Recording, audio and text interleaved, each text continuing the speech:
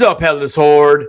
Welcome back to a live stream. Dude, we are breaking down Rings of Power, episodes 1 and 2. So, Ryan Milky. Yes. Hello. How you doing? I'm doing well, man. How are you?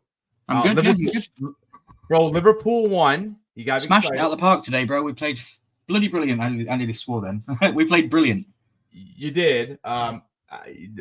Fernando, Bruno, right? Bruno. That dude can go. He can go pound salt. He need one more shot. It didn't even matter, dude. He could have hit it in the crowd. One more shot to hit the parlay. Hit everything else. So Bruno, if you're listening, go pound some salt, bro. It's because you don't actually support them, bro. You've got to love the team for the team to love you back. No, dude, Manchester. What are they? Man United. United, yeah. No. So I'm not even gonna tell you. I'm gonna pull it up next week. You'll see it. Let's just put it down. I'm gonna leave it right there. Teaser alert. Guys, what's up, man? Umpty, what's going on, brother? Next Sunday, NFL season starts. So, oh my god, that is seriously turn this stupid light off, dude. I feel like I'm so dark. Oh man, I'm just fixing this. Every time I go live, dude, it's like a different time of day, and I just feel like I have to adjust these. And yeah. Next Sunday, NFL starts. So I'm pushing this live back to probably 7:45. Typically it's not a huge deal, but the Browns are playing at 4:25, so that game probably won't be over to like 7:30. So I went ahead and pushed that one back.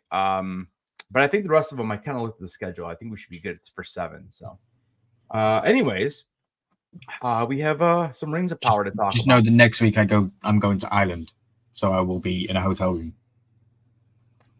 You'll be at the Game of Thrones. I'll actually be at Comic-Con on the Sunday, but Sunday night it'll be late, like midnight time. So it'll actually be 1:45 if you just pushed it back. So I'll be in a hotel room, but I'll still be on the line.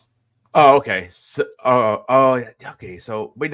This is not the. Is this the castle thing you're doing, or is this I'm going to Ireland on Saturday, and then I've got Comic-Con on Sunday. I've got Game of Thrones studio tour on Monday, Ireland Game of Thrones location tour on Tuesday, and then I'm flying to Liverpool on Wednesday, and I'm going to go to the Liverpool football stadium and go and do the tour there, and then I'm going home. Nice. Oh wow. Okay. So the Comic-Con is this weekend, and then so next Sunday you won't have been. You're going to the tour the next day, so we can't really talk about anything like that.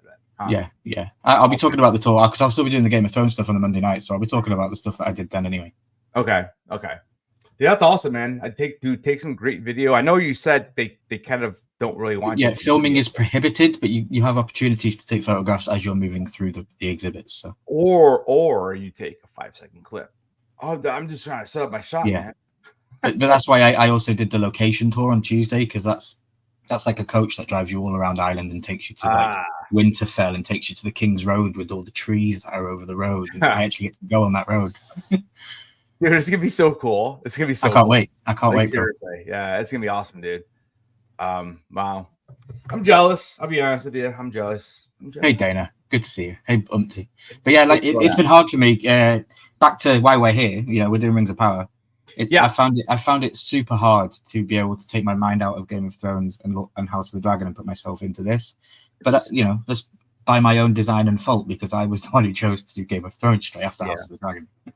No, but I mean, dude, it's still better than doing them at the same time. Oh, I love it. Yeah, I love it. I mean, so because I mean, I also feel like we've had like two weeks, right? Has it been 3 weeks since House of the Dragon ended? 3 weeks? 3 weeks. Because I'm on episode 4 this week of So we have definitely had some time, and it's been a month. It's been killing me too, because I have literally been trying to watch these episodes since it drops, and I just watched them today. And I've watched the first 2. I haven't not got the 3 yet. And obviously we're doing 3 next week anyway, so I knew it wasn't that important. I don't know, man. I really enjoyed the first episode, and I know I had messaged you earlier in the week, and we'll save our scores for later because maybe it changed. I don't know how many times you watched it. I actually really enjoyed the first episode. I thought it was a really nice refresher. It kind of takes our main characters and really puts it out there. I actually really liked the first 20 minutes of that episode, which we're going to be talking about. I kind of liked it. I was curious because I didn't know where it was, and then you see what they're doing, and I'm like, okay, that's cool. Because I'm like, dude, I had all these memes ready. I had all these Star Wars memes ready, and then they're like, oh, I'm like, okay, that's cool. I'm gonna leave that alone then. Yeah, I really did enjoy the first episode. And the second episode was good. I didn't think it was as good as the first one. But anyways, that was a good start to the season. What's really interesting to me is, and I know you had even said it in one of our group chats that Amazon typically does do this. They drop like 3 episodes at once, and I don't have a problem with it, like The Boys, because there's 10 episodes. The issue is there's only, dude, like we have 6 weeks of this, and that's it, basically. Yeah, I get what you're saying, but these are so full of stuff. Like these are rewatchable like 4 or 5 times just to catch stuff. Exactly, and like episode 1, I felt like was very similar to that because I felt there was so much in that episode, and like I'm like trying to make notes, and I have a ton of notes, and I'm like, then episode 2 starts, I'm like, okay, wait, and I have all these other notes, and like then we're seeing characters we haven't seen yet, but that we know, and then we get introduced to a couple new characters, and I didn't even know what was going on. And well, I like that you're diving into it because I'm taking season 2 with a completely different outlook this season. I decided that I'm just going to enjoy the show. I'm not gonna hate on it or love on it too much because it's not over yet. We've only seen so many episodes. I have seen episode 3, but I won't talk about the things that are part of it. But I think they dropped 3 for a reason because you don't quite like 2, but after you've watched 3, you might quite like 2. So okay, and I'm glad to hear that because I thought 2 was just. It was fine for what it was. I feel like they could have almost made episode 1 like 20 minutes longer and incorporated almost all of that in there. And you could have almost squished it together. But so I'm glad to hear what you're saying because again, that's how I didn't like it, you know. And again, we'll get to there. Yeah. And but how's Chad doing tonight? What's have you been up to this weekend? Is it hot where you are? Is it cold where you are? What's going on? What's up, Johnny Knight in the house? What's up, Blaze? What's going on, brother? Blaze sent me a Splinter skin over there on the old Fortnite. Nice. Appreciate that, bro. Me a dragon last week, a dragon glider. That dragon glider is pretty cool. I'll be honest with you. Yeah, like I thought about it. It's literally locked in my locker. I don't change it now. So I did buy Scarlet Witch yesterday. I felt like I had to pull the trigger because I have the coins right now. I haven't bought anything in a while, so I went in and bought that. But here's my point. Okay, sorry, Chad. If you're here for Rings of Power, bro, trust me, we're diving deep tonight. I got one quick Fortnite question for Ryan because I'm so confused. So I went and bought 2 of the jam tracks. Right? It says you can use it in Battle Royale, but dude, I swear, I mean, I'm running around that damn car. I'm clicking X. No, dude, I don't ever hear my songs. What am I doing wrong? So Jam Track isn't a radio station. Jam Track is an actual emote that you can do as you're standing still as a person. You can do, and you literally get like a drum set out or you get a guitar out. There's a game mode in Fortnite called Fortnite Festival, and you can go in there and it's like Guitar Hero. And the things come down the screen and you press the keys in time, and they're the jam tracks. They're the jam tracks that you buy to play them in the festival mode. Oh my gosh! So the jam track. See, I thought the jam tracks were gonna be being played in like the car when you're just driving around. No, that's radio stations. They're just like emotes, and you just play the drums. It's for festive. It's for Fortnite Festival. Yeah. If you hold down the emote wheel and then press the right bumper button, you'll be able to go from your emotes to your jam tracks and to your sprays and all that kind of stuff. Dude, I'm super disappointed. If you don't want them, you can go to your settings and you have 3 lifetime refunds on your account. And I've already used 2 of them. Oh well, then you're screwed. well, I think you get one back every year or something like that. Blaze, we talk about Fortnite and you still leave, bro. Come on. I am so disappointed I even bought those now because I thought I was like, okay, well, I want some good music in the car, and I'm like, okay, let me go buy like my 2 favorite songs you guys have. So I did that, and like, boom, nothing. I couldn't. You shouldn't be listening to music in the car, bro. You should be listening to your outside surroundings. No. No, that wouldn't have a crown. I'm just driving around the border. All right, guys, let's break this thing down. I don't know, man. I have some images from last week. I figured about what we could do. Is I could pull up some pictures of them when we're actually talking about the characters. But I really don't have any images. I mean, let me see. Go for it, bro. I'm here for the ride. I'm here for the ride. I have a ton of notes. See what you bring. I'd rather just do that, I guess. So I mean, I don't know if you guys want to see pictures of these characters, or you want to just look at the two beautiful faces on the screen right now. I mean, look at that. Crickets in the chat, bro. Crickets. Oh, no. The worst thing about the first 2 episodes was the beginning, in my opinion. Okay. The worst 2 things about the first 2 episodes was the beginning. In episode 1, it was a bit strange, bro. It was a bit strange. So we've just had Halbrand in episode 1 get found out by Galadriel and by Elrond in that that scene that they had where they were right. And then we jumped to season 2, and it's like this is Halbrand's origin. It's like his origin story, and it's like it was before, and then he gets stabbed by Adar. We got all that. So it's kind of like season 1. Events of season 1 happened before the events of season 2. But I got that feeling quite a lot. Like maybe we should have watched season 2 first. But I thought explained it a bit more. Dude, I don't know, man. I really liked it. I loved it. First of all, it showed that Adar was not like super afraid of this guy as he thought he was. Like I thought, because again, I mean, we talked about this last week when we talked about the characters, and one thing that we had talked about is that like both these characters were kind of like on the same path. Yeah, exactly. And one was both a lieutenant, one was, and we knew that they had some they had confliction between the two of them, and I really liked it. Like, dude, I knew it though, man. I called it. Like, I'm watching it. I'm like, dude, he's gonna turn that crown around. I'm like looking at those sharp points. I'm like, dude, he's gonna turn it around right now, this dude, because he knows who he is. Yeah, no, and I get what MT's saying. He said it was good. He just he felt like he was watching the wrong show, which I get. It wasn't. Well, yeah, it was interesting though.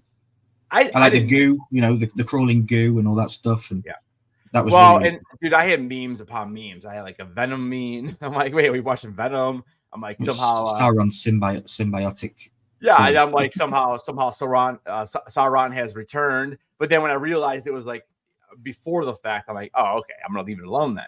Because I thought, dude, because like when I started watching that, I thought this is what was going on after Mordor came up, and he's like there. And he's like, I'm just going right in. I thought we were like current time, in the timeline. And then I realized, I'm like, wait a minute, this is like way before. And then they show before we got the Halbrand. Yeah. Yep. So what's interesting though is when he met the travelers. So let's just start breaking this thing down, dude. So we solved his like whole like beginning basically, and then he meets these set of travelers after he like. I don't know. I guess he ate her. I don't know, dude. Did he eat the old lady in the carriage? I guess he would have took her body as a vessel. Yeah, I mean, dude, like, listen, he was hungry. I get it. He ate like some kind of bug and a rat, so he was starving. So he wanted to go with the human, and he ate her up, and then boom, he became Halbrand. Now, is that where he got that form of Halbrand? Or I think he used her body as a vessel to be able to be in human form. So I guess that's the only thing I don't understand is how can he just pick these different humans? Like it doesn't. Well, it was just because he came across him. That was the first thing he came across. He didn't come across Halbrand though. No, he came across that woman. Obviously, he's a man. Why did he take the form of Halbrand then? Because this isn't a Disney show, and Halbrand's a man, and he can't identify as a woman. That's my honest answer. He's a man, so he took a male form. That's fine, but like, where, like, I don't know. I guess I'm thinking, like, why didn't he? I'll be honest with you. I thought because I knew she was gonna die. Obviously, I thought he was gonna come out to be her. I really did. And I'm thinking, like, well, where did he see Halbrand, or how does the whole thing work where he gets to choose what he wants to be? And we'll talk more about this. And it was encounters with other people that he found. The old man that was the servant of the but we never saw him took that story.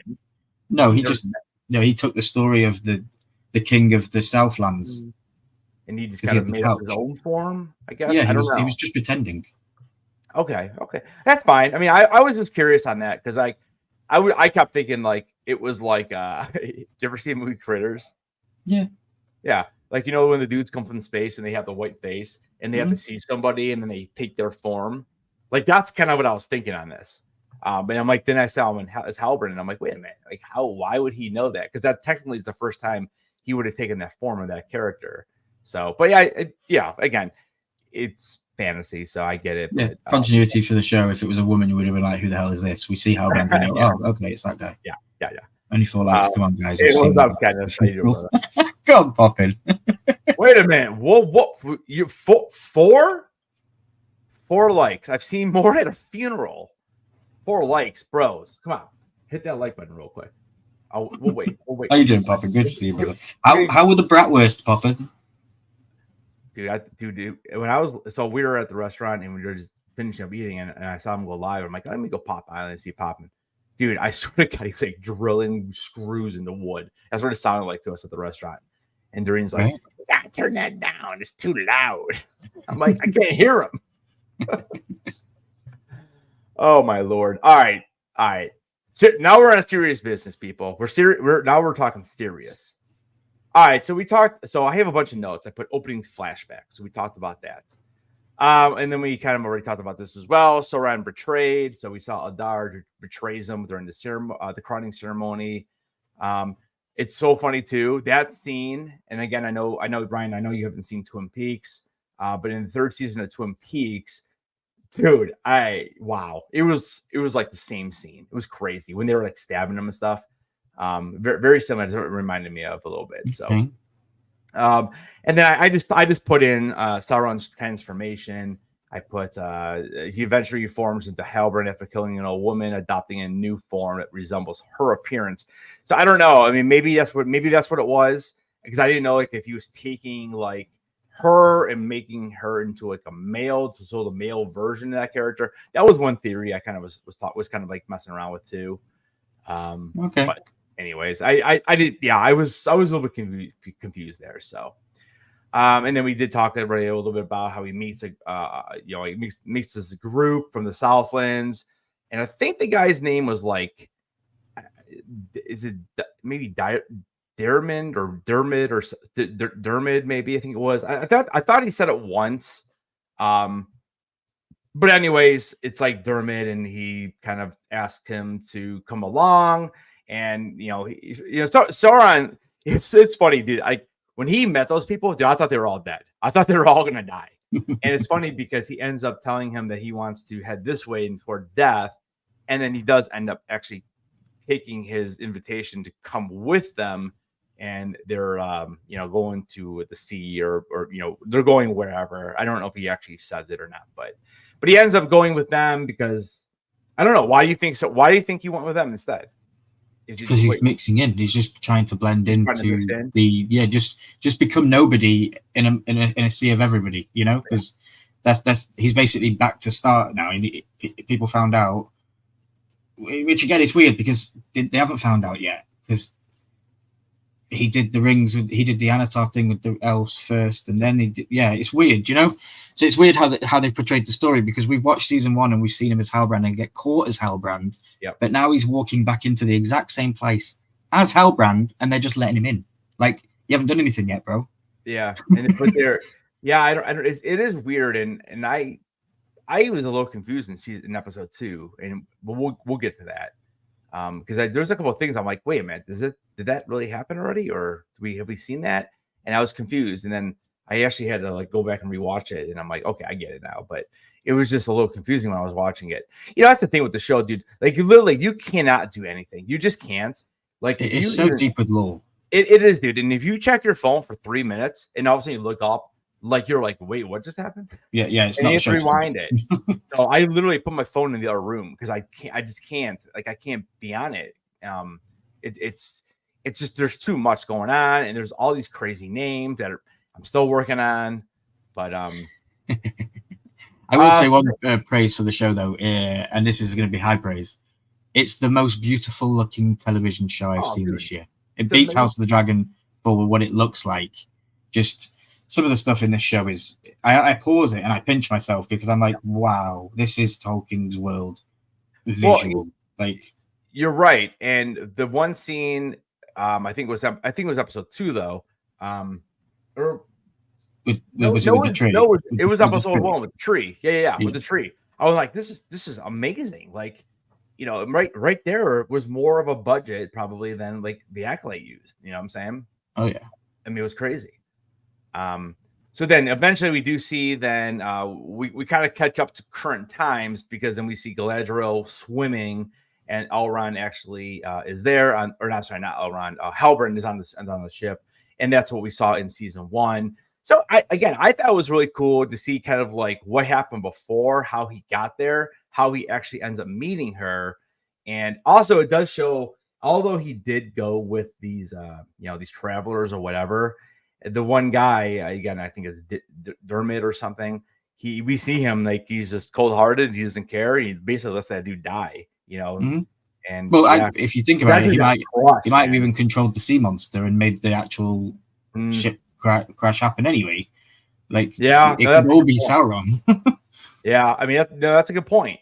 I would really like. I think Charles actually said it in the chat. I'm over my notes. Let me jump back. 8 episodes, Charles. Yeah, it's 8 episodes. But Charles, I think, had said something like, who was it? I thought somebody said it in the chat. Maybe not. Did somebody not say it? D&D World and some other ones in the known dragons can shapeshift into humans. Yeah. But the one is Halbrand doesn't know. I know. I don't know what I'm thinking now. I thought I saw Charles say it, but maybe not. But just the fact that like Sauron is like, I would love to see, like, I know we talked about last week. I talked about the one guy who's like supposed to be like the god, right? He created everything. Dude, it's really interesting to me.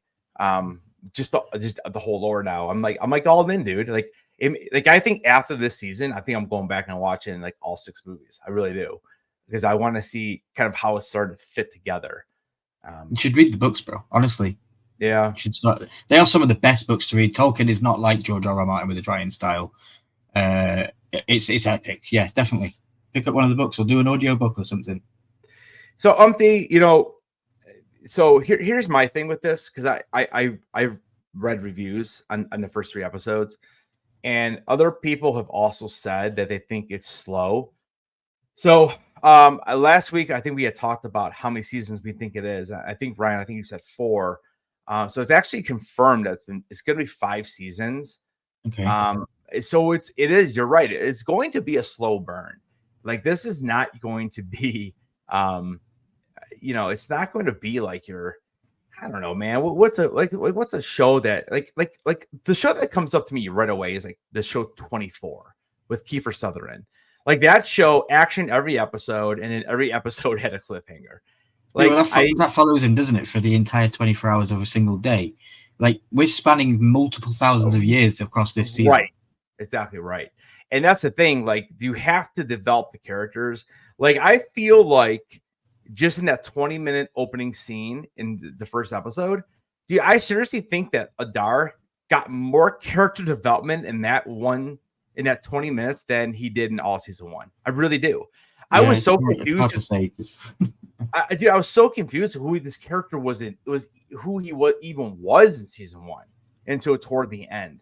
I'm like, dude, like, so okay, cool, man. You're the leader of the orcs. Good for you. But like, just seeing that he's stronger than I thought he was. And I had no idea that he was gonna, like, again, watching the scene, you're kind of like, okay, that crown is a little spiky, but I know he has like a spiky, like Sauron's like image, like he has like a spiky type helmet on or crown on. Yeah. Right. But like, I'm like, this is like way too easy, because again, according to just a couple things I read online last week when I was trying to talk about the characters, and then I made that video last week talking about these Sauron and everything, and Adar especially, like, he not a guy to just give right in. And so I was kind of like, I could tell him looking at those spikes, I'm like, dude, this isn't gonna end well right now. But obviously, that Sauron's not gonna live. I guess that's the only thing. Like, again, it's like a prequel, right? Like watching Star Wars, the prequel, like, we knew that all those characters were probably gonna die. Most of them were gonna die. Like we knew that Padme was probably not going to end up living. We knew we that see Vader Maul die, and then we see in the sequel, in the prequels, Anakin become Vader, so we know he's going to die. Yeah, that's exactly right. And in this one, we know that there are certain characters that we will see later on. So we know those characters really aren't in danger.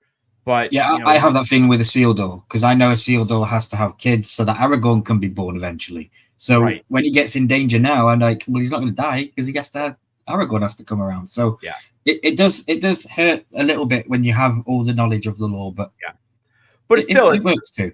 It's still cool. Like I still enjoy it because there's still enough questions to be asked. And even though we know there's 4, 5, 6 characters that we really don't, we know that they really are never going to be in danger right now. It's still interesting to see how they get there, because that's what I'm really, because like, really, man, I mean, dude, Sauron he's not really even in the movies. He's like a presence. We don't ever see him, and that's what I find the most intriguing. Well, because he's defeated. Because he's been defeated, and this is how his ways. Yeah, and then the ring. Yeah, exactly. And here's the other thing too. Like, and again, this is a little spoiler for episode 2, but I feel like it's a good time to bring it up. Is I thought I said last week, and I was totally wrong. And I'm not even sure where I saw this now, but I thought the Elven rings were the last rings. Dude, it seems like they're the first rings that were made.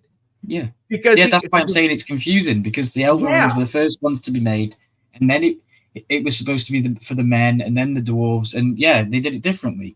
So the lore stayed in the books, like the Elven rings are the last ones then? Was I wrong about that last week? No, the last one to be made is the One Ring. Right. Well, yeah, that's the last one. But I'm talking about between the dwarves, the men, and the elves. I always thought the elves were the last. And I feel like I was either way off on that when I was reading about stuff, or they're changing it because it was the first ones that were made. Because I've always thought that they were the first ones made, but I could be wrong. You thought they were the first ones. Okay. Because I don't think you ever said anything last week to me about that. And I was kind of like, I just kind of assumed that was right.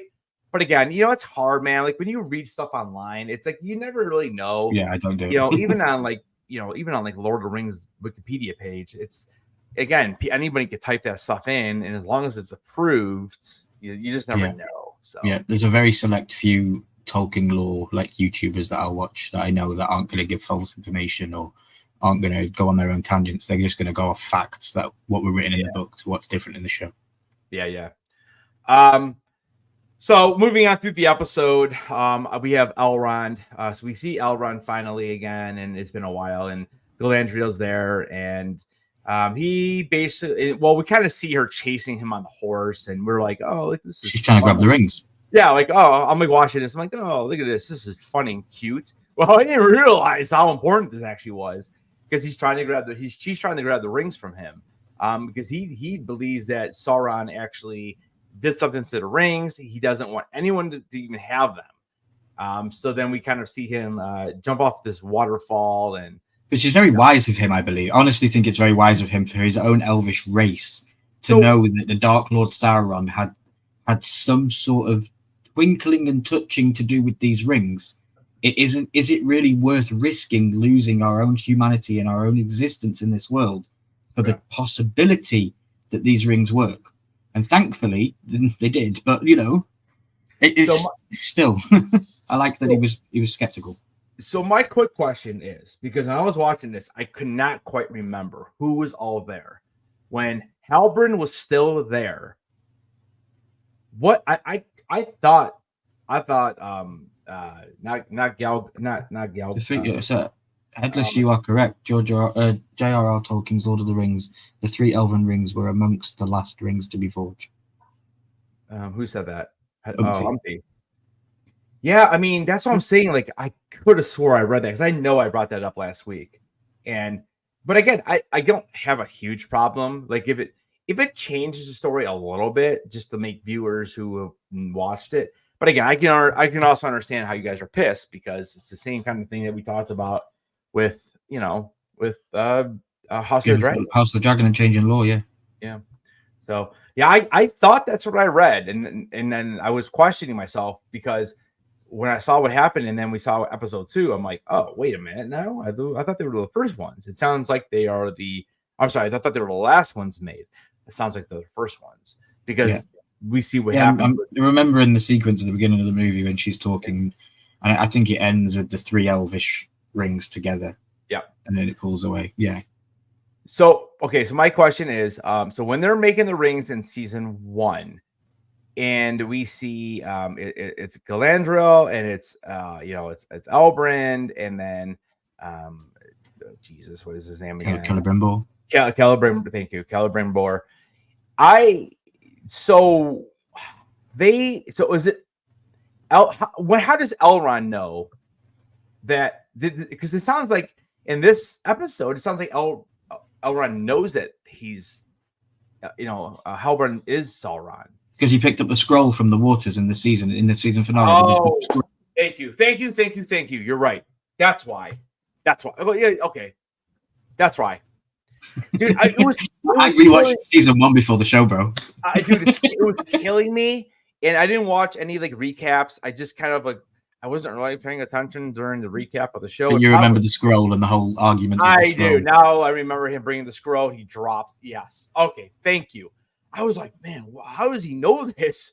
Now it makes sense. Okay, thank you. that makes it more. Yeah. Again, man, it's like 2 years ago, and I honestly I've only watched it like once all the way through, and I think I watched like episodes 3, 4, 5, and 6, maybe 7 twice because we're doing the breakdowns. Yeah. But yeah. Okay. You found the scroll. Yeah. What's going on? Quick Draw McGraw. What's up, bro? All right, so yeah, thank you for bringing that. Yes, because it was killing me today watching that.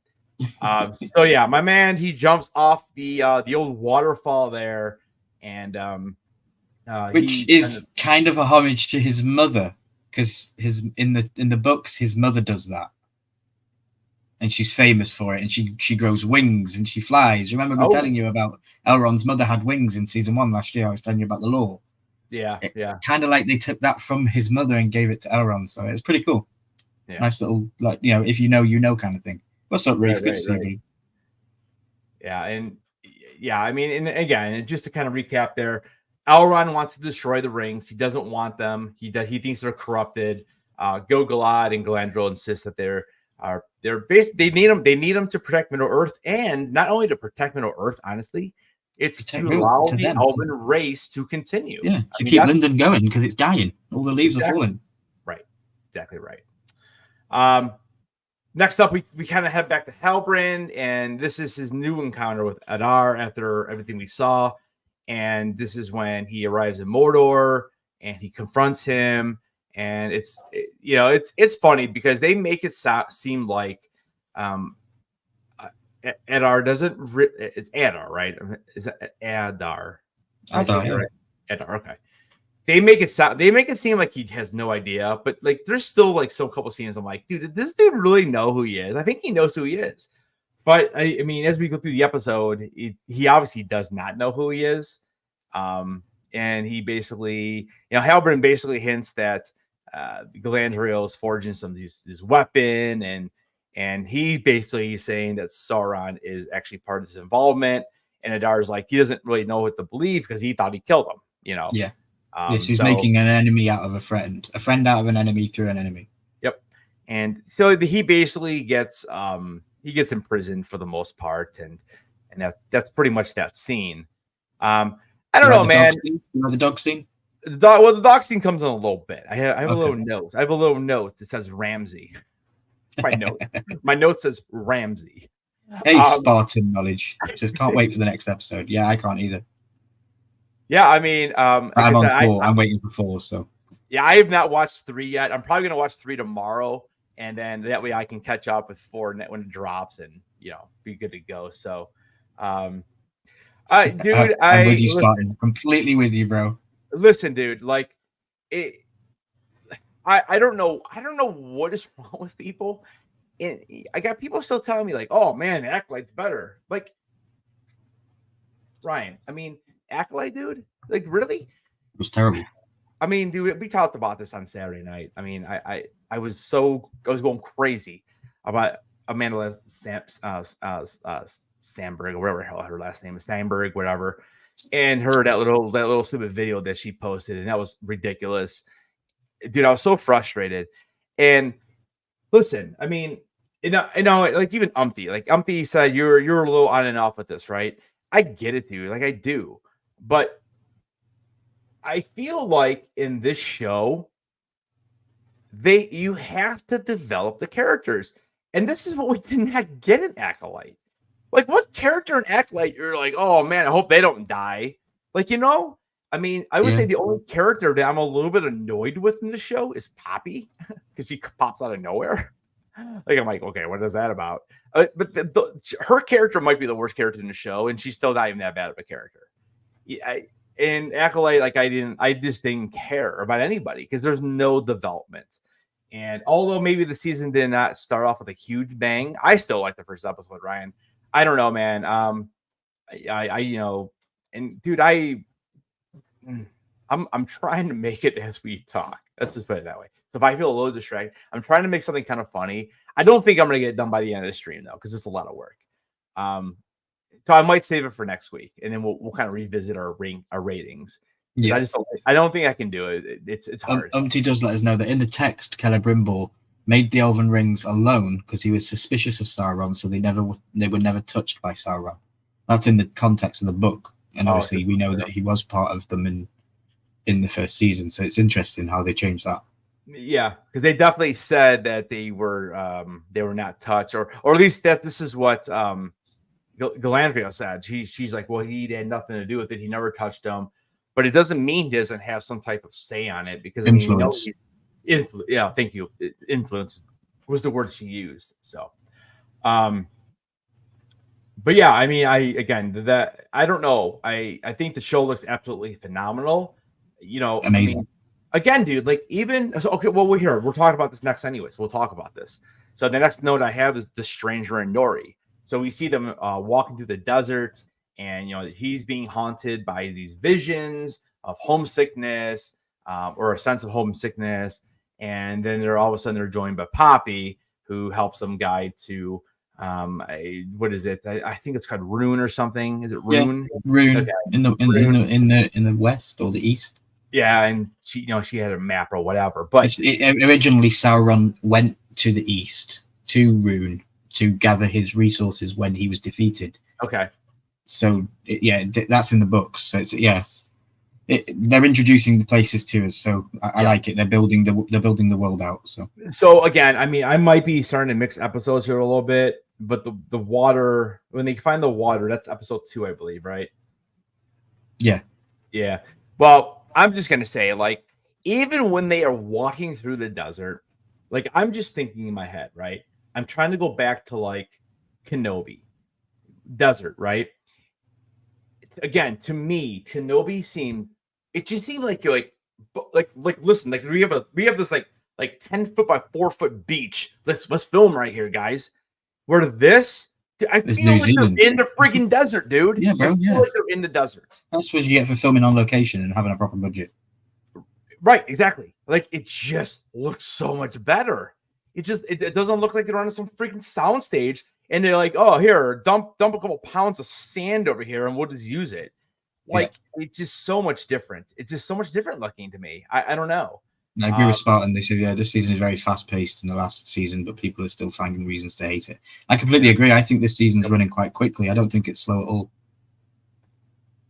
Yeah, I mean, like I said, the first 20 minutes, like, okay, so Ryan, when you were watching the first 20 minutes, did you know that we are not like, this is what happened after Mordor was created and we see at the very end, we see Halbrand? Did you think that was a continuation, or did you know we were wrong? I knew we were going back when I seen the whole the clothing look, the heraldry kind of type of stuff, and Adar was very younger, and the orcs, and all that kind of stuff. So I knew we were going back, which was confusing. But it wasn't because you read the book. I mean, or was it partly? I mean, because I honestly thought it was like a continuation of boom, let's go. This is where we are. And then I kind of figured it out about halfway through that I think we're seeing like more of a prequel style here. Yeah, as soon as I seen somebody claiming to be Sauron that wasn't Halbrand's face, I knew that this was the transition to Halbrand. Yeah, and see, maybe I was a little bit tricked up there because I know last week we had talked about his elf form, and I'm like, oh, so you're right. I'm like, oh, so we're starting with that. That's cool. And I didn't realize it wasn't even the same actor. Yeah. Like, we had just done that live and we talked about it. So I'm like, oh, okay, so we're starting right there. So I didn't realize it was like back, but I don't know. I really enjoyed it. I mean, I know we didn't move forward in the first 20 minutes, but I still like that scene a lot. I really did. Speaking of Nori and Poppy and the Stranger, it's my least disconnected part of the story. I feel like I don't think they were in episode 3, or they might have not been in episode 2. One of the 3 episodes I've watched, they're not in it, and I didn't miss them at all. I wasn't wondering what was going on with them. I didn't. So they need to fix that for me, and maybe they will with the people following them and these people with the masks and stuff. Maybe they will make me care about that, but at the moment, I really don't. No, that's because I feel like they're going down a path I don't want them to go down, and we spoke about it last week about how you believe it might be somebody, and I hope it isn't somebody. And dude, I'll be honest with you. After watching episode 2, I'm now 99% sure that it is what I think it is. Yeah. I was literally waiting for the line. I was like, boom. He's like, boom. And I'm like, just waiting for the line. Like, just say it, bro. You want to say it.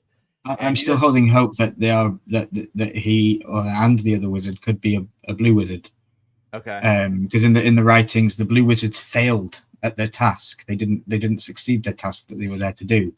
And one of them ended up banding people together, and another one started making cults. And if you look at the 2 of these people we've got right now, one of them is banding people together and being friendly, and the other one has got cults. So, to me, they're leaning more into the Blue Wizard stuff. But there's certain lines that have said, there are names that have been dropped, and it's like that could be Gandalf. I mean, like I don't want it to be Gandalf, because if it's Gandalf and the other one's Saruman, then I think that their hatred and their anger towards each other is too early in the lore.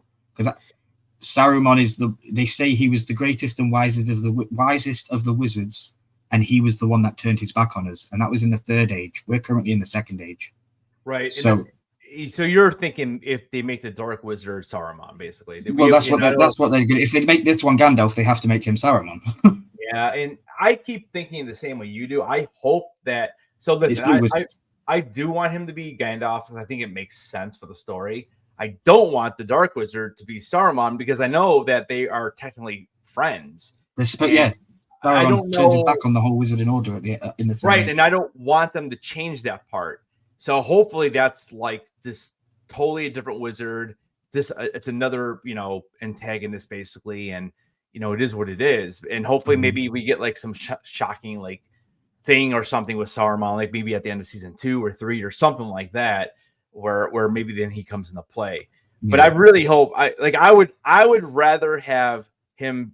So just the way they introduced the Dark Wizard as well, I would rather have the Stranger be Gandalf than him be something else, and then have the Dark Wizard be Saruman. I just feel like I would rather. I don't think either of them are either of those, to be honest. So you don't think either one? I think both of them are blue wizards. Like even the people with the masks on, if you look carefully, they've got blue collars. Oh no, the dude in episode 2 that captures them, right? Or yeah. No, dude, that's the dude from Solo. He's from Solo, the Star Wars story. Yeah, it's a very similar mask. I'm not following the story. Don't capture Solo because I'm not following the story with Poppy and Nori, and I thought one of them wasn't coming back, and then I was surprised when we saw both of them again. I was like, oh, awesome.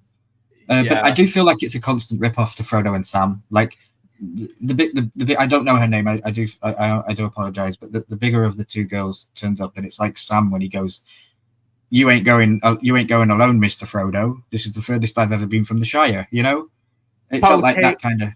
Potato. Boil them, mash them, stick them in a stew. Yeah, so Nori is the Poppy's the one who found them. Okay. I agree. I thought it was a little bit cheesy. I did, but I do like how they tied in the song from the first season that helped them get to where they were going. Yeah, I like that. Yeah, that was a better Power of 2 story. Yeah, power of 2, power of many. Then we head over to Gil-galad. And he has a dilemma. Because he finally learns Halbrand's true identity. He's not very happy. He's not happy about this. He just goes, I know, he's like big huff and puff, like like a fourth grader. He's all mad. And he's conflicted about this because he does agree that it's necessary for the rings. He ends up falling into the realm he wants the rings. I mean, Galadriel does too. It's really just Halbrand that doesn't want. He thinks that they're completely evil.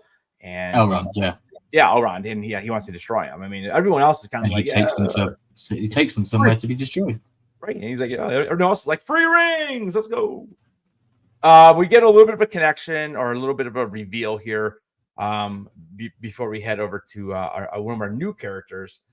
We see Adar. He reveals that he was once blessed to Morgoth with power, and he had a connection with Sauron, which we kind of talked a little bit about last week anyways. And then he does reluctantly agree to let Halbrand act as a spy for him. But but you can tell, again, and I mentioned this a little bit earlier, you can tell he's very suspicious on this dude. Like I think Adar is I think he's a very smart character. And I did not get any of that last season. I did not think he was a very smart character at all. We see what's his face briefly in episode 2. What the heck is his name, man? His name is Arundi. Yeah, like we see him very briefly, and I feel like he's just like takes out his oars and it's nothing. Like he's Adar's just like I in season 1, dude. I thought Adar was basically just like there to die. Like he's like that level 2 boss. Like, oh, we gotta go through this dude. Like I seriously, that's what I thought it was. And now I'm liking him. I have no idea if it's because of the character change or the actor change, because I know we have a new actor now. But I said earlier, I think in the first 20 minutes, I have more respect and more character development for that character than I did all of season 1. So he said a lot more as well. So Yeah. I do agree though. The actor now playing Adar is better, and that hurts me to say because that was Benjen Stark in season 1, and I'll forever love him. But just didn't work, I guess. Yeah. And then we head back over to Elrond, and we see that he is he's trying to find a friend. He's trying to find someone he trusts to destroy these rings. And enter Círdan. And so this is a new character. And I know last week we had talked a little bit about him, and I can't quite remember exactly who he is. I know I have notes.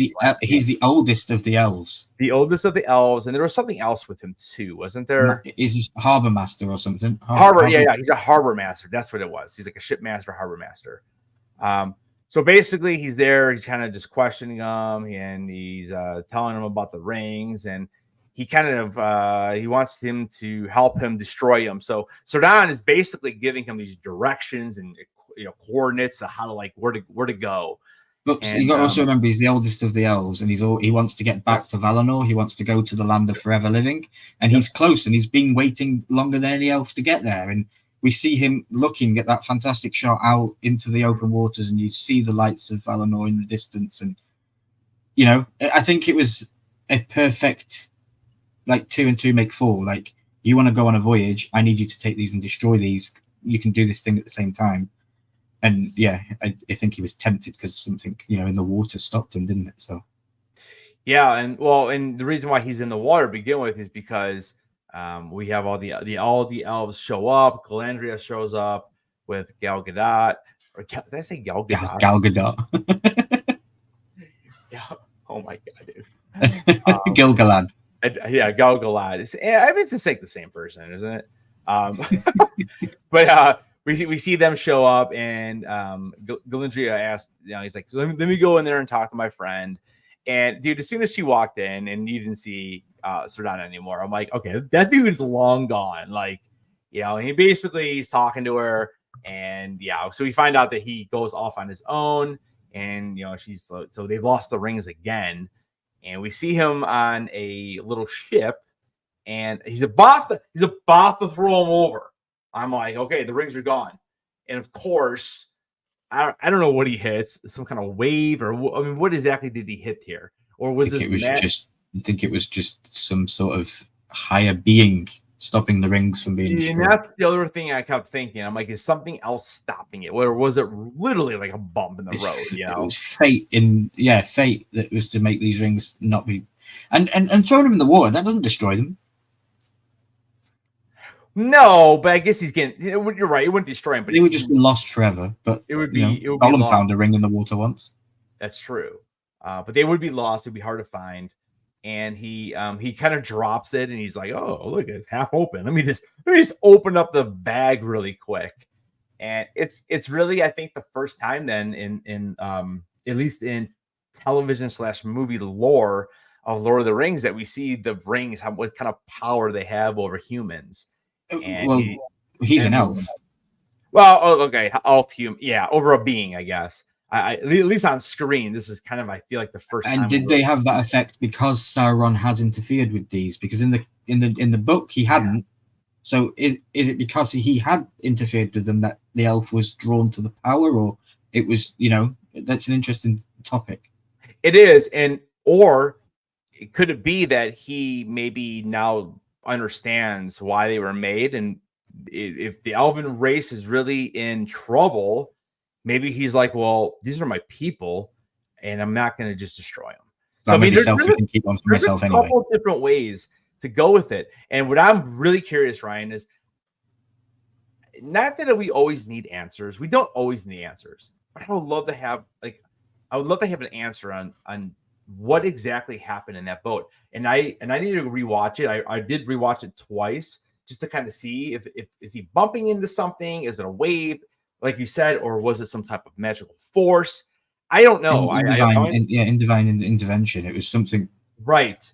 And that's the part I want to be. I just want a little explanation. It doesn't have to be a full explanation. It's again, it's a fantasy world. Things happen, but it would be nice to get that little question answered just to move forward. To be like, because I feel like at that point, it's almost like it's almost like that is like the start of everything. I mean, if he gets rid of those rings, where do we go from there then? Yeah, good point. So, but then think of it as like just a storytelling vessel. Like, imagine they went in the water and we had 10 episodes instead of 8. Would you have been happy with 2 episodes of people underwater looking for these rings and doing a side quest to try and find these rings that got thrown away? So for keeping the story going, I think it works as well as a device itself. But yeah, no, I get what you're saying. Yeah, I mean, dude, that's the thing though. Like, if let's say he does drop the rings and just kind of pedals on his way, why would anybody else know they're there? I mean, unless Elrond would have a different perspective later on and be like, yeah, this is where he went. Let's go look for him. But if that doesn't happen, like what? Like how are they going to find those? Well, the elves have, touch with the visions and seeing the unseen world, and Galadriel might have seen it in a vision that they were okay, yeah.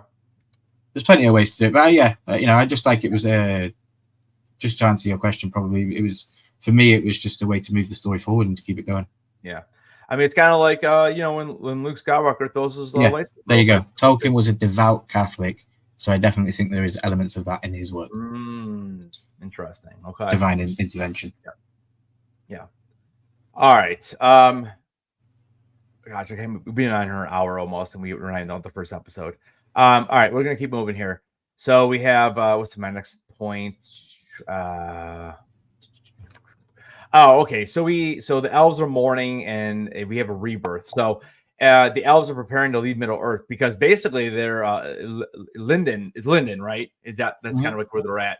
It's basically dying. We see the trees are all like weathered and it's all like just it looks terrible. The golden leaves are falling, and when the last golden leaf falls, the kingdom is gone forever. Exactly right. And then what happens is we get the rings and enter the rings because we actually see Sardan come in and he's wearing his. And I like right there, I just knew. I'm like, okay, here's the rings. Here's the power of the rings. So nothing good is coming now. And then he hands them over to I think it was Gil-galad. Gil-galad. And he drops them. And he dropped it, and magically the diamond one falls over to Galadriel, and she's like, yeah, let me put this thing on real quick. So they all put the rings on. Symbol of when the ring falls down the steps towards Frodo, and The ring chose the person. You know, that's exactly what I have written. Yep, I have that written right there. I said, just like Frodo. That's exactly what I put. Yeah, and then they all put the rings on, and magically the entire, the tree and everything just, and I'll tell you what, it's some of the most amazing CGI I've ever seen. Like it's the best television this year, dude. It's incredible. It was an incredible scene. I had to rewind it. I did, and I watched it again because I thought it was that cool. I mean, in literally what we're watching a tree grow leaves and fast forward is basically what we're doing. But and then it zooms out, and then you see it on the top of the cliff, and it's glowing bright. It's like such a good shot. You know what I'm like for wide shots, so yep, yeah, I thought it was really, really good. And then I mean, basically the episode pretty much ends with I think we are back by Celebrimbor, and he's in his forge. Everything's coming back to life or whatever, and he wants to start again creating whatever they're forging in there. And then he gets alerted more rings, right? And they get alerted that there is the arrival of Halbrand. And here, this is where I was not 100% sure. I'm like, I thought he knew that Halbrand was Sauron, but he does not know that is Sauron. Because he ended up leaving before. Promised Galadriel he would never talk to him again. Exactly. And so Halbrand wants to come in because he's seeking him, and obviously he has his reasons. And then it's we pretty much cut the black there, and that is the end of episode 1. So I know you had said earlier, you told me you gave the first episode, I thought you said a 6 out of 10. Have you changed your mind? Yes, but that's because I've watched all 3. Okay. So the first episode is an 8 out of 10. 8 out of 10. And I am right exactly there with you. Right when the episode is over, I said 8 out of 10. I said, no brainer, a B episode. It wasn't the best for sure, but it sets up the season. It gives us enough information. Again, I love the backstory part. I think that was brilliant. Again, for somebody who has not read the books, I really thought we were right there continuing the story.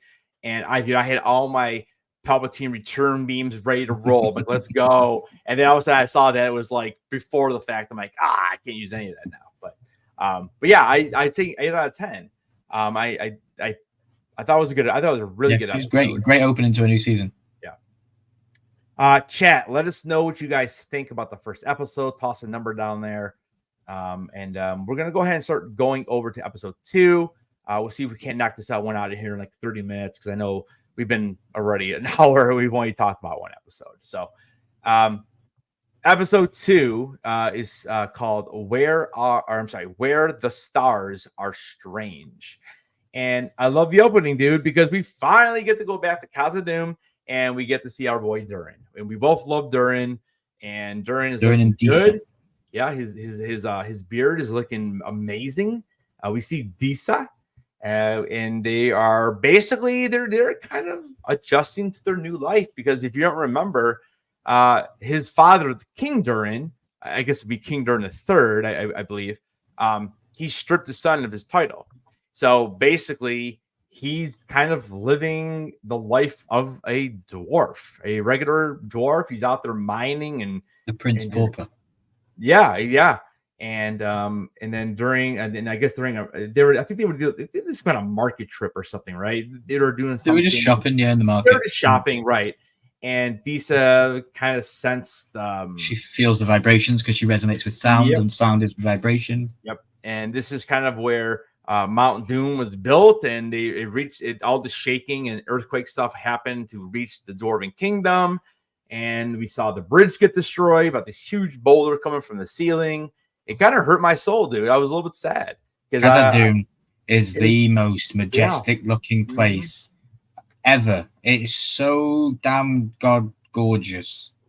They do it so good, because obviously in the original trilogy, we go to Khazad-dûm and we get the Mines of Moria, and we go through and parts of it and all that kind of stuff. So we never get to see its full grandness, and obviously in the trilogy it's desolate and everyone's dead.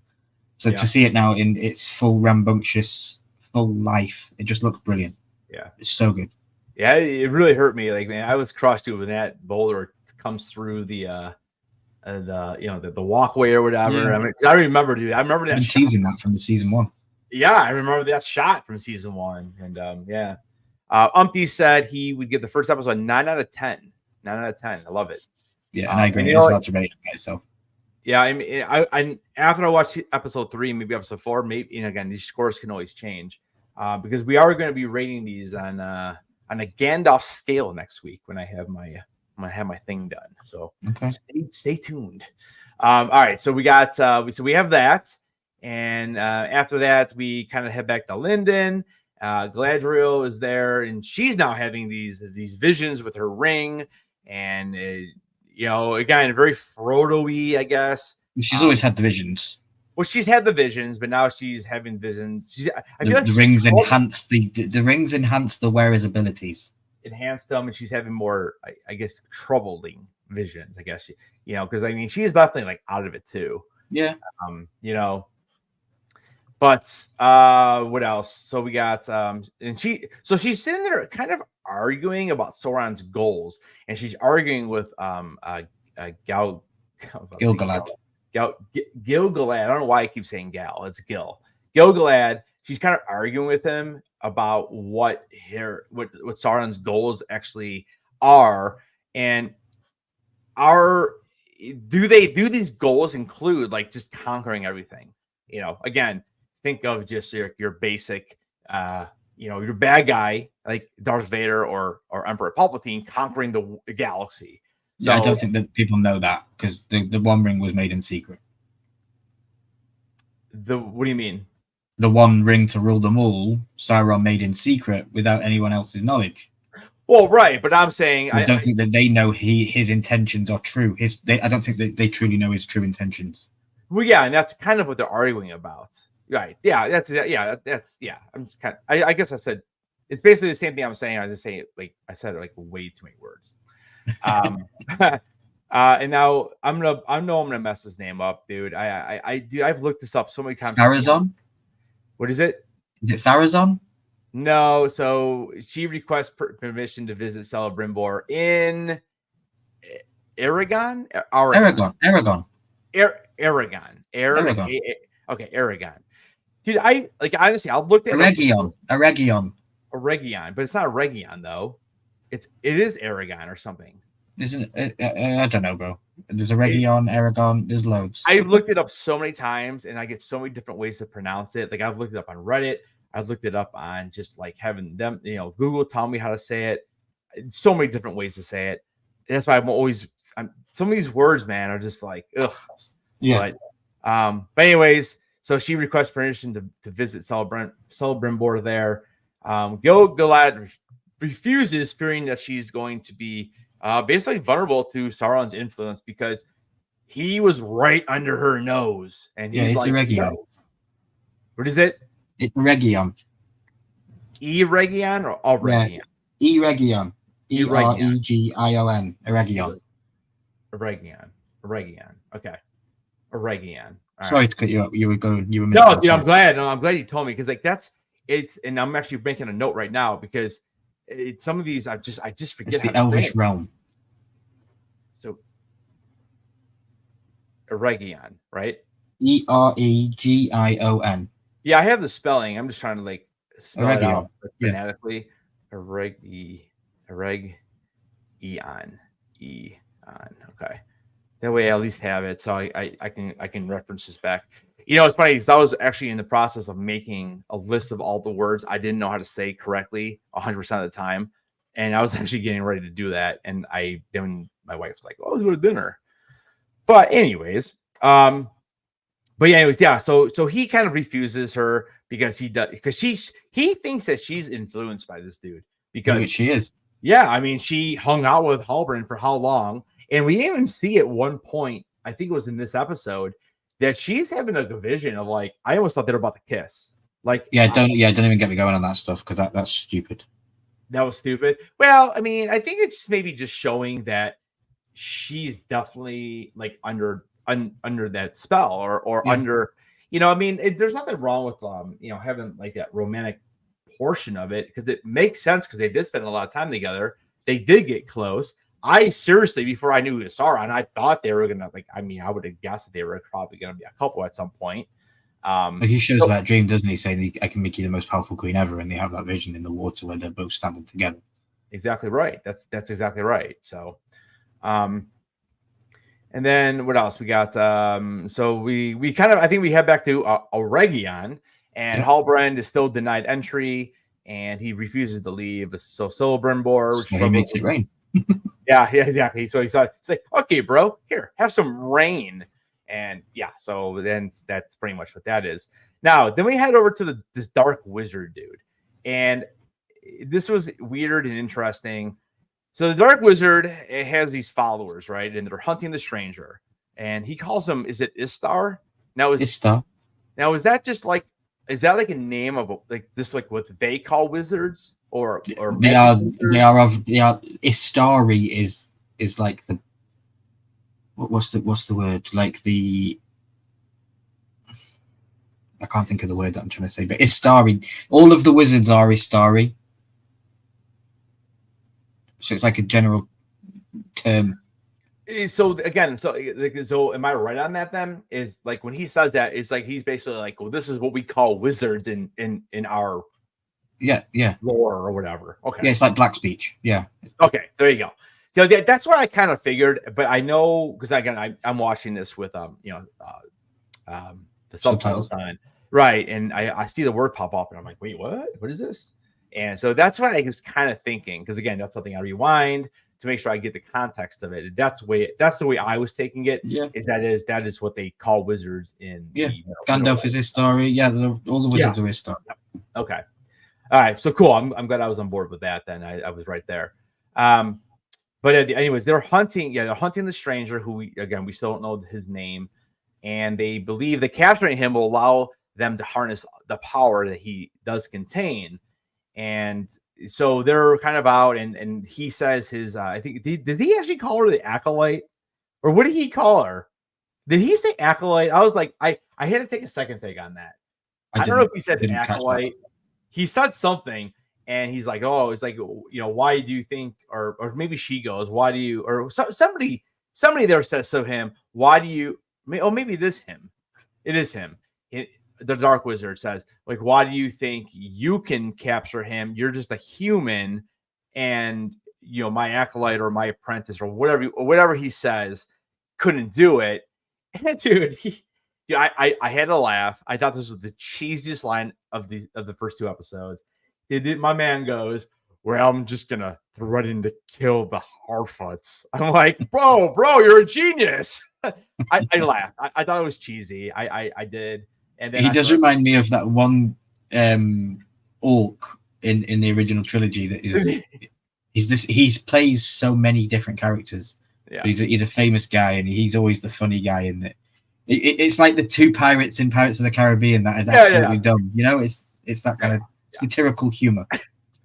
Yeah, I just laughed, and I'm just thinking, I'm like, oh my gosh, and now he's looking like the dude from Solo, Effie Nest or something, I think it is. Like do a search on Effie Nest, and he did look so similar to me.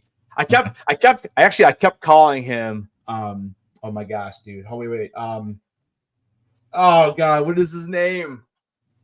General. Is it General Kale from Willow?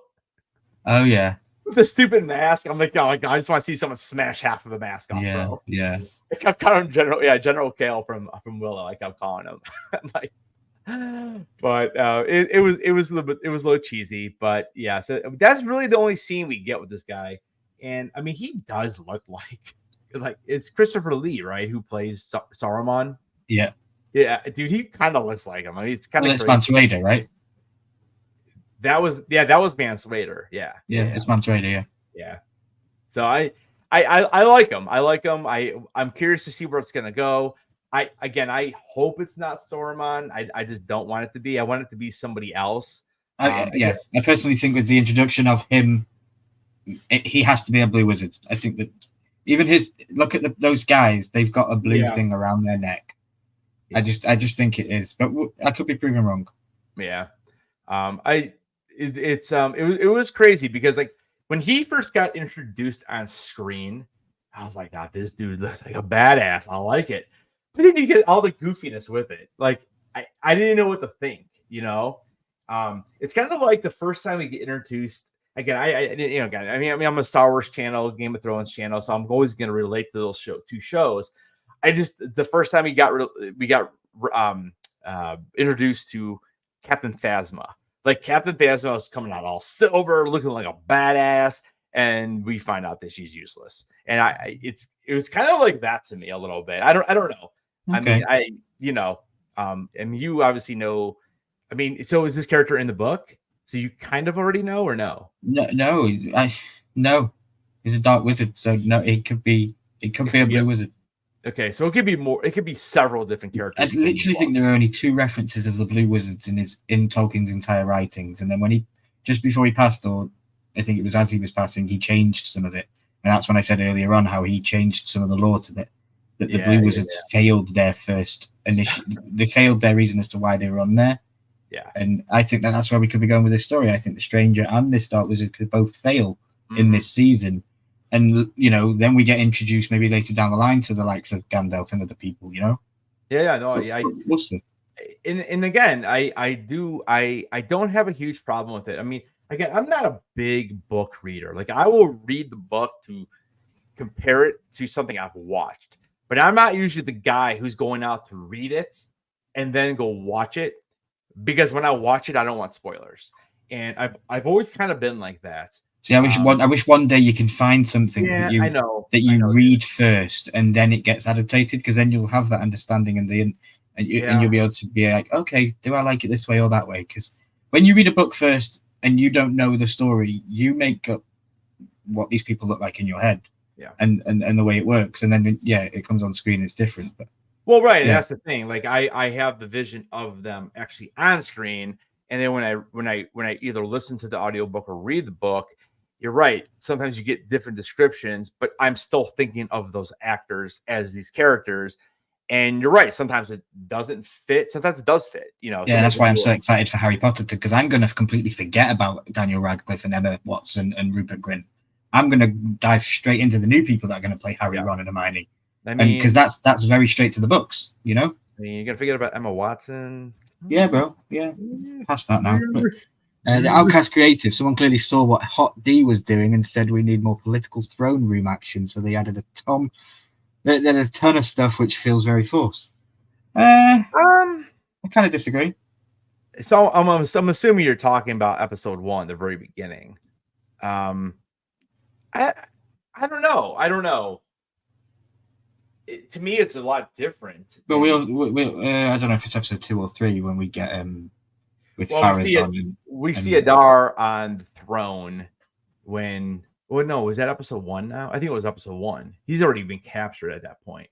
But I think there's more in episode 3 as well. Over in. I don't know if I agree with it, because but I don't agree that it's forced. I didn't once get a single thought of Hot D when I was watching the episode, and I'm massive on Hot D. So yeah. I don't know. I mean, I don't like. I'm and Outcast. We appreciate you guys. We appreciate you being here. Oh yeah. I guess just be more specific. What scene are you talking about? Like, are you talking about the very beginning of episode 1? Because if that's the case, I kind of disagree. I don't think it really has anything to do with that. I mean, there was that scene with Adar on the throne. He's like singing that, that like throne. But I mean, if he's the king, what do you want him to do?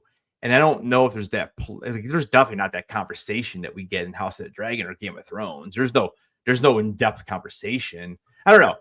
Kind of explain it a little bit, and we'll kind of come back to it. We're going to kind of just keep going through here, because again, we're already well over what we usually do here for these lives. But again, we are breaking down 2 episodes, not 1. So we head back over to Nori and Poppy and the Stranger, and they're struggling to survive. I feel bad for this dude, man. My man is carrying like I don't know what they're on, some type of I don't know, some kind of blanket or some type of tarp, and he's like just pulling him. I'm like, get off there and walk. Like, what's going on here? Why is my man doing it? This dude's like 80, you know? Yeah. And don't the girls have acorns on their head? Isn't that food? I know, right? I'm like, let's go get throw you an acorn. The girls are wearing these things on their head that you can eat, and I'm like, you're starving. I know, and then here's the other thing, Ryan. Like in episode 1, when Poppy comes out of nowhere, she brings them food, so the food's gone. Like, we ate it all. Like, yeah, Sam and Frodo made 3 loaves of bread last the whole journey. I know. Like, how many days have we been out here now? Yeah. It was a little strange. I don't know. You're right though. This is the one story. This is the one storyline. I agree with you 100%. This is the thing that actually takes me out of it a little bit, and this is why I really need it to be Gandalf, because I need it to be some type of connection to the OG stuff. Like, it's so cheesy and it just seems out of place for what else we're watching. I don't know. It's a little odd for me, but you know, and then they know they're being chased. And here's the other thing, and I might be skipping ahead a little bit. I don't know. I think I am a little bit, but we can skip it later. We do that. We go back and forth. Yeah. So but eventually what happens is the stranger ends up collapsing because there's no water, no food.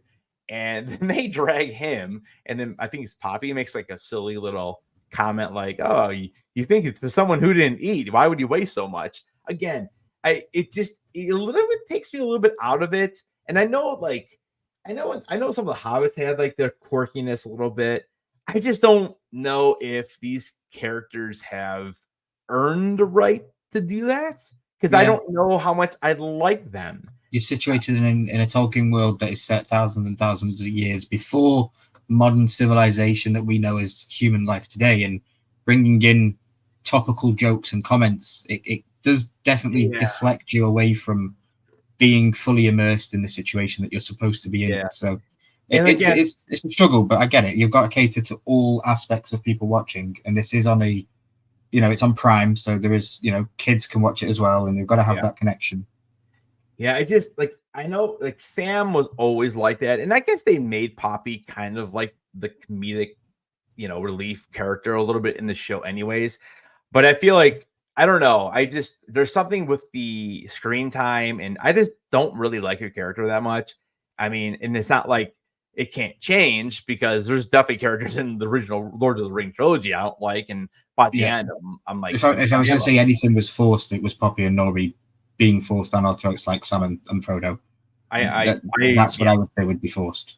Yep, I agree 100%, and I just don't. I just don't dig it that much. And I hope it changes. I hope over the seasons I come to love them, and I want. I hope. I don't want them to die, but. But, then what you said with episode 3, they're not really in it, and to me in my head, I'm like, because it's not that important, because I think we all know where it's headed. And that's why I just keep coming back to the fact that I do think the stranger is going to end up being Gandalf. It's just a weird way to get there. And if I'm wrong, I'm wrong, but it's just the whole thing is a little bit weird for me. But then, we do see the stranger collapse, and they carry him, or not carry him, but they end up, taking him over to they find this and at first I thought it was like a mirage. I really did. I thought they were going to get down there and we were going to get a scene of them like drinking water, and it was just going to be nothing but sand. I really thought that, and I thought that'd been kind of cool. But they do happen to find this well, and then this is the weird part, dude. He finds the staff that we saw him. Wasn't this the staff we saw him like take basically in episode 1? Or did he have this in season 1? Or is it the one that he's like kind of like, without a lack of better words, using the force and bringing it to him? I don't think he had it when he crash landed. So I don't know. So that's the same one. So it just happened to be laying there. So I don't. It's interesting because he says the name Gandar when he looks at it, and Gandalf, Gandar. That's where I was saying about a name slip, that they seem to be going in a direction that I don't want, but maybe not, because they give us different. Like you said with the Blue Wizards, and the one being a cultist and one being a lover of people, and we've got that with the two of them right now. And then he reaches out and says Gandar, which is an Elvish translation where Gandalf's name comes from. So it's interesting. So here's my question, and you definitely do not have to answer this question. If you think it's even a little bit of a spoiler heading forward. Well, I don't know because they could change it, bro. But I'll if I don't. Yeah, think, but if I'm I think just this is saying, what I want to answer. I think once I ask it, you'll know where I'm trying to head, and if I'm even 1% on track of something, just don't answer the question. But I'm going to ask it anyways. So, in the books or lore, does Gandalf have like a brother? Okay, so that's what I'm saying. Like, let's not even talk about it then. Okay. I mean, yeah, okay. Because then now that was the first thing I thought of when I heard him say that. And because, like I said, when he grabbed it, I'm just waiting for "thou shall not pass." I was waiting for it, and yeah, now okay. So we're gonna end it because I did say in the description of the video, I did say there was gonna be no spoilers past episode 2. So I just wanted to ask it. Now at least I have maybe thoughts. So Okay. all right. We're heading back over then. So now we're back to Elrond and Galadriel. They obviously have a conflict happening. Elrond is supporting, or I'm sorry, Elrod's support. Oh my gosh. Galadriel seeks Elrond's support to visit Aragian, Yeah. right? Aragian. But he does not want to go. He believes that her ring is influenced by Sauron and obviously the other 2 rings as well. And it's funny, they have a really weird moment, dude. Like, she puts her hand on his chest. I thought they were about to kiss. I was like, wait, where did this come from? And he basically just shuts it down, though. So I don't know. I just thought it was odd. I thought it was a weird scene again. I thought it's You're out here shipping Galadriel with everybody. Yeah, I mean, it was such an odd scene. I never even got that. I never even had the thought that they would ever like be like that. And I don't know. It was just, again, it's one of those weird scenes that I don't want to say it takes me out of the story, but I just thought it was weird. Like, and nothing ever came of it either. At least as of right now, it doesn't. And then the last thing with that happened in that part of the episode was that Círdan, he's kind of urging on Elrond to reconsider the power and the purpose of the rings. And he just doesn't seem like he wants any part of it. Mm-hmm. Let's see. We talked about the Stranger's collapse, and then we have Celebrimbor's temptation. So we kind of head back to this. Kind of brings us to toward the end of the episode. So Celebrimbor is there, and Halbrand, he's kind of manipulating him. So he goes down to actually talk to this dude, right? Celebrimbor leaves the top of the castle or whatever. He goes outside, and he's like, "Listen, man, I need you to leave." And, you know, he knows who he is, though. He knows he was there for the construction of the rings, correct? Because he was there. Isn't that how he knows him? At the end of season 1? Yeah, it's weird because at the start of it, it's the start of the story, and then when he gets to Eregion, it's back to Halbrand again. So and he has a different accent this time, and he's definitely speaking differently to Celebrimbor. And yeah, it's interesting. I don't think if Celebrimbor knows who he is, because then he says, "I'm not Halbrand," and he's like, "What?" Yeah, I was really confused. I'm like, how does he not know something is happening? I think it's the magic he's putting on him, and it has to be something, because he definitely acts different at the end of the episode than he was when he was up in the tower. And the girl, so who do we have a name for the girl that he was talking to? I just think she's an extra girl. I don't know. Okay, so I don't really have I don't have a name for her, but she was more so what was on the I think that was episode 2 when they go out into the moonlight and it shines. That piece of slab shines. That's the mithril that was put into the stone. Right. That will later be a massive part in Durin's doors. At the mines of, because when they get there, they can't see the way to get in, and he says, "Speak, friend," in Elvish, and he goes, and Gandalf says those famous words, and then the doors open under the moonlight. So I think that's what that's leading to. Do you think that she has anything going on, like where she is not who she says she is? Or do you think she's too minor of a role? I don't know, man. I kept thinking the whole time that she knew exactly what was going on, and her job was to basically convince Celebrimbor to go down there and let him in. I don't know. Yeah. That's what I kept thinking. I mean, I don't know. They say in this world that the men's minds are stronger, so maybe Sauron had manipulated her mind once he got there, and that was his way in. Make her feel sorry for me. Yeah, it was odd. Like I found that character a little bit odd. I just kind of kept thinking that there's got to be something else going on. It's just an extra, I think, to connect the two characters. Okay. And he reveals himself as Anatar, doesn't he? Is that the end? Yeah, he does. Yeah, he reveals himself. Yeah, How badass was the scene, bro? That was pretty cool, dude. Like, he's sitting there on the seat and he goes, "There is no such thing," and then the doors blast open, and he's like, "Oh, what?" Like the whole time too, dude. I thought Celebrimbor was gonna get killed. I thought they're killing him off right there. You see like everything shifts, like all the lights, all the huge flame in the especially at the beginning of episode 2, because Galadriel has the vision of Celebrimbor in the woods, and he gets stuck to the tree with the spikes and all that. So I thought definitely that was some foreshadowing, and I thought for sure he was dying. Well, but he doesn't. He doesn't die. He actually bows to him. He understands. He still doesn't know who he is, obviously, but he says he's the what is the he? Giver of gifts. I'm the giver of gifts. And the Lord, the giver the Lord of gifts. Yeah. So he comes out of the fires of the flames. So he's like, a magical being that I would be the same, bro. If I'm sat there and my fire's just over there and some guy walks out of it, I'm probably going to bend the knee as well, Yeah. And then we kind of close off with 2 quick little scenes. Galadriel ends up getting orders that she can go visit Celebrimbor and Aragon, and Elrond is going to actually go with her. But Elrond is actually he's taking the leadership role of the journey or the quest, or whatever you want to call it. And finally, then this was almost like a little Marvel thing here. Like I thought the episode was over, and then all of a sudden we flash back to Durin and Disa, and we see them open up like a letter or whatever, an invitation. An invitation, and they are being invited to Aragon by Celebrimbor, and this I think sets the stage for just the way all these main characters are going to come together. And now remember that people know who Halbrand is. We don't have Halbrand anymore. We have Anatar. Exactly.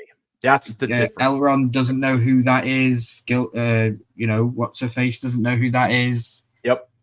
It's going to be interesting. It's going to be very, very, and even that might actually be an episode 3 part. So I won't say anything. But yeah, it's interesting because I've seen the meeting. So yeah. So I guess my 2 questions. Again, I have not watched episode 3. I will probably watch it tomorrow. My 2 questions heading into the next couple of episodes then for next week, because again, we'll be breaking down 3 and 4 next week. Because they dropped so many at once, we didn't want to have to sit here for 3 hours. With everybody else. Yeah, then we'll be on par with the 1 episode per week after next week. But my questions are: number 1, will Celebrimbor is he under the power of Sauron right now? Or is he going to mention that, like, oh man, this was Halbrand, but he wasn't Halbrand, and just even throw that kind of information out to them?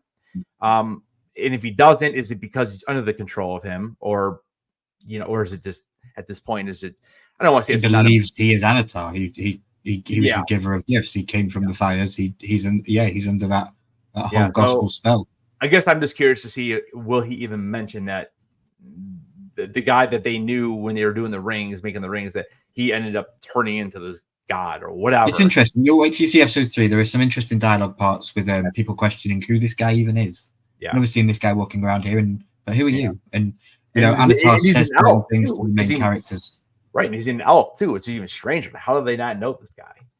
So that has to raise some red flags. And then it's not really so much a question. It is one small part that we didn't talk about, because we do get a brief scene with Arondir, and we see him getting dragged from the wreckage and from the explosion of Mordor. And I guess that was Browen, and because the actress did not want to come back, I'm assuming that was her. They dragged away, and she's dead. And I think that's it. You'll get a very clear answer to Browen in episode 3. Okay. So very, very clear. Was I not supposed to think that in episode 2? Well, you know what? Don't even say anything then. That's fine. I'll watch it. Arondir has a vision, and it might have been in episode 2, but he sees her in the vision. So yeah. Okay. Because first of all, I thought the actress that whoever, I don't know if they did a mold of her face. It looked terrible. Honestly, I thought it was awful. And with the way CGI is these days, they could have done a little better job. I'm pretty sure that's supposed to be her, but honestly, it does not look like her at all. Yeah, I personally feel they did it dirty. What'd you say? I personally feel that they did the character dirty. I know that the actress didn't want to continue to the role, but you could have found a better way to end that character, in my opinion, because of the ramifications of her having a son and he's still in the show and all that kind of stuff. So I have my theories for next week about who her son could be in the bigger future lore of the season. Okay. I'll let you know backstage who I think it might be. Okay. Yeah, and her son, his name is Theo. And in the video I dropped earlier this week, I did mention this. I mentioned her character. I mentioned Theo a little bit. And I don't know, I mean, she's obviously in the book, right? Or I'm not 100% sure. Yeah, I'm not even sure she's in the book or not. So I don't know how important the character is to the overarching story, but like I know that they had plans for her.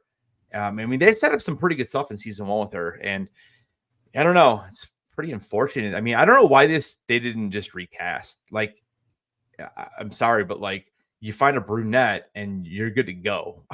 And I know there's not a lot of them. Good. No, I'm just saying, like, I just feel like it wasn't going to be. I mean, dude, we recast what's his face from Game of Thrones, and the dude turned to a brunette. Badass actor, yeah. And he was way better than the blonde dude. So, I mean, things. So you didn't like episode 2 as much as episode 1? With the whole Anatar reveal at the end, that got my goosebumps up, bro. When he stands in front of him and he goes, "I am Anna." I was like, "Oh, that's amazing." Yeah, I mean, I definitely loved it. I thought the first episode was a little bit better, I guess, overall.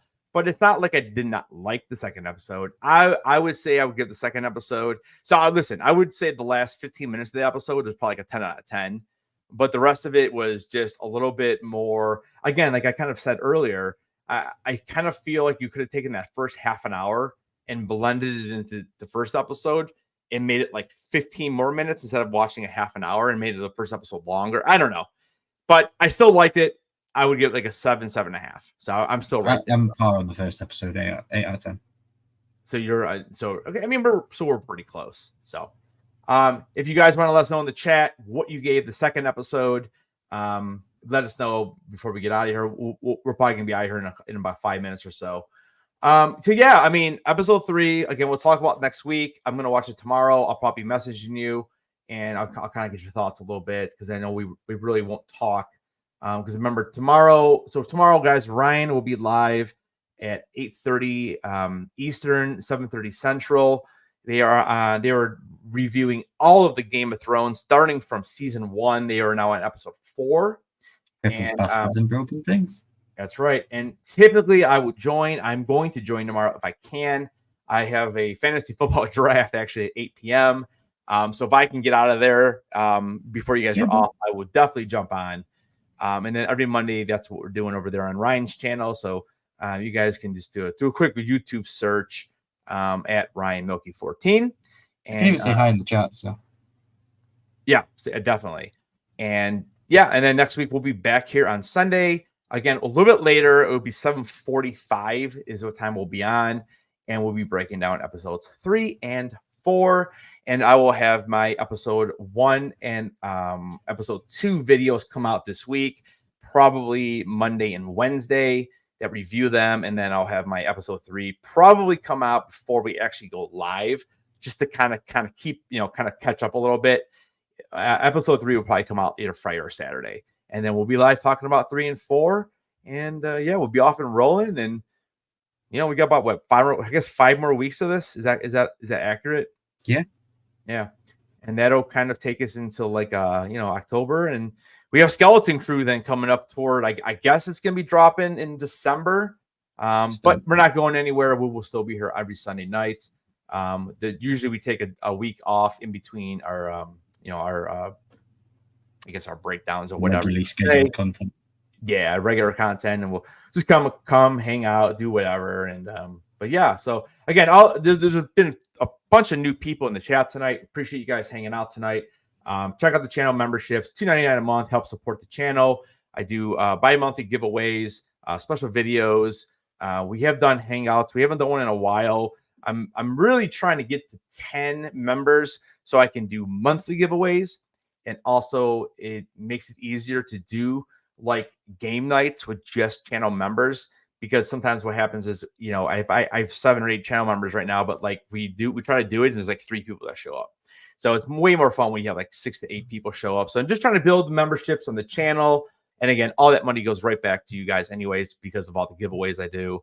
I know Mr. Jeremy Knapp won last week. We did a Kahoot on House of the Dragon. So he won a San Diego Comic-Con exclusive pin. That right there was like $10 plus tax, plus the shipping. So it's a $15 value just to win a Kahoot, and again, memberships are only $2.99. And if you can't support financially, just smash the like button, guys, because you don't know where that goes. That helps even more. So yeah. Yeah, definitely subscribe. That helps. And hitting the like button, guys. I can't even tell you. It's absolutely amazing what it does for a channel, because really that is what pushes this out into the algorithm. And sometimes I get frustrated because I spend 16 hours sometimes on videos, right? Just with the editing process and filming, and I'll get like 40 views with like 8 likes, and it just isn't enough to get out there into the algorithm. And it just sits there, and I feel like it's a good video too. So, but anyways, Ryan. So tomorrow night live over on your channel, and then I think Charles, you said, is hosting Horseman right on Friday. Yeah, so I'll be live tomorrow on my channel. Then Charles is hosting Horseman on Thursday because he's not around on Friday. But he'll also be doing Let's Chat on Tuesday. So check out Let's Chat with Veterans as well, because I'm over there as a mob. Yes, definitely. Let's Chat Tuesday, and then Horseman is usually Friday, but we're doing that Thursday of this week. And it's Lego Continuation Part 3. Lego Continuation. This is what I was building right here. Oh, I just dropped part of it. I'm building a diorama. I'm not even going to show you Skywalker. It's disgusting. That's all good. I gotta go find that piece now. It's on the floor. All right, guys. Thank you so much for watching. Ryan, I'm enjoying it. I'm glad we do these breakdowns, because this is a show that I probably would watch and maybe just do something else in the background, and then I would give up after like a couple. You can't do that. Not really paying attention. This is when you have to pay attention to. Can I give you a little bit of advice? Come into the stream room and watch the episode on your PC at your seat. You will be 100% more given to the show, instead of sitting in your sofa, with the wife and the dog and all that. Come into the studio room for an hour and just watch the episode. That I would say that you would really, really enjoy it a lot more. Yeah.